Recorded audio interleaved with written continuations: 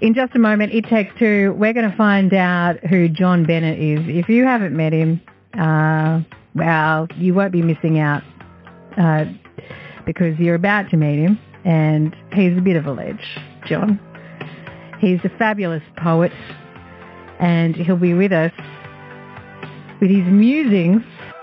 You've just self-published a new book, and it landed on my desk, and I read the title, Am I Dying Yet? And I thought, bloody hell.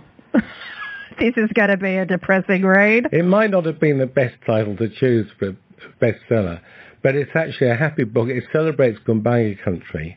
I mean, I've been here now 13 years, and I hitchhiked here from England, 42 years ago, and, through the revolution in Iran, the Russians in Afghanistan, I had some tricky moments, but I love Australia.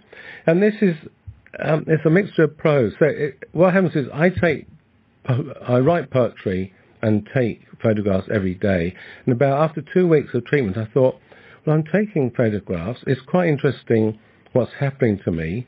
I might make a book of it. So there's 20 days of treatment, a little bit of prose about what happens at the Cancer Institute, which is wonderful, by the way. It's a wonderful I do think we need to rewind here a little bit and let our listeners know that you were diagnosed with prostate cancer. Yes. There's 65 men every day diagnosed. About 3,500 will die of it each year, and it's the most common cancer in Australia.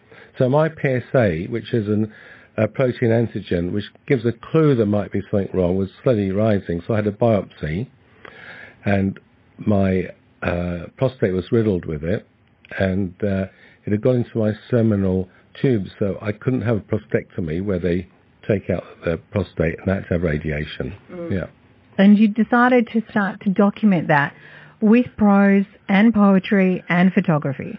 Well, I didn't decide to. As I say, every day I do that. I write every day and take photographs every day. So after about a week, 10 days, I thought, I might make this into a journal and see what happens. So it's part journal, part diary, and it records each day. But mostly it's about the wonderful days I spent enjoying Gumbaynggirr Country and the nature in this wonderful part of the world. Yeah.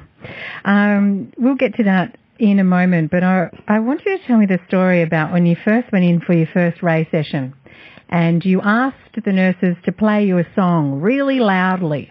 Oh, no, that was my last day. Oh, that was your last day? Well, because every day they play some music.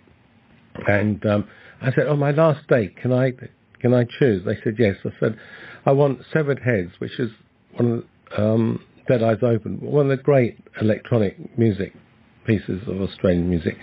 And I said, yes, but please play it loud. And they played it for me, but of course it wasn't loud enough. Well, let's play it loud for you today. Shall we, John? Thanks, Fi. To be ignored. Oh, we're having a good jam here in the studio here on ABC Cops of Mid-North Coast. Local poet and all-round legend John Bennett joins us for Takes Two. This is where he gets to program the music today. And he's just gone through treatment for prostate cancer. And on your last Ray treatment, you requested that song played really loudly for everyone to enjoy. The Dead Eyes Open. You're a funny man, John. I do love it. How was the experience for you? I mean, obviously, you must be thinking a lot about, life and your place in it. And well, not really. I take every day as it comes. You'll notice on the cover of the book, there's these fish. Now, the most disappointing thing was they have these tanks. And I thought from day one, my project for the course of the treatment is to become friends with these fish. Oh, they're like little angel fish. This is on his self-published new book called Am I Dying Yet? Yeah, and unfortunately, they never became friends with me. They always ran away to the other side of the tank. But the main thing is the people there are lovely. There's quite a bit of discipline. You have an appointment. You have to have your bowels empty and your bladder quite full before treatment. So that takes a bit of discipline in working. And one day I got it wrong, and I just had to wait and drink more water and that kind of thing.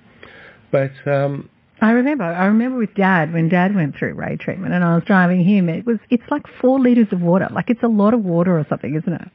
Yeah, well, he's obviously bigger than me because I had less than that. But yeah, it's a lot of water, and you have to keep it in. So I was always bursting by the time I was off the treatment slab. And but yeah, no, it was great. The people were funny, and I mean, a sense of humour is important. I met the Professor Shakespeare, as the head of cancer. We had an initial meeting, and I said to him, "Do you want to hear a joke?" And he was, I think, slightly surprised. He said, "Okay." I said, "This elderly couple walk into a doctor's, and the doctor gives the old man a good going over, and he said, 'Oh, I need from you a stool sample, a semen sample, and a urine sample.' And the old chap leans over to his wife. 'What did the doctor say?' 'He wants your underpants.'" So I think the prof laughed at that. Shout out to Dr. Shakespeare. We should get him in the studio too one day. Yeah, he's important. He's a very important man in our region. Yeah, he's great. He's done a lot of good. Hey, okay, so you wrote a poem about being on the slab. Well, this is there's a bit of prose and the poem. So this is, for example, what it's like being on a slab, because they all run away. You know, they're about to start radiation. I said, "Hey, don't run away," but they all run away while it's happening. So this is from day 3.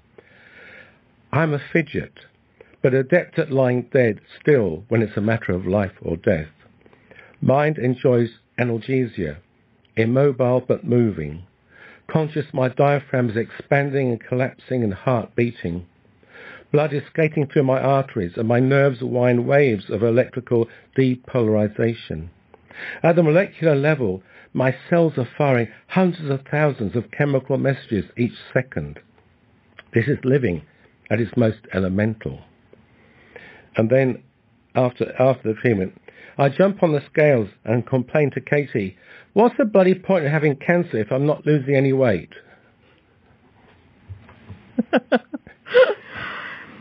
Was there any silver lining?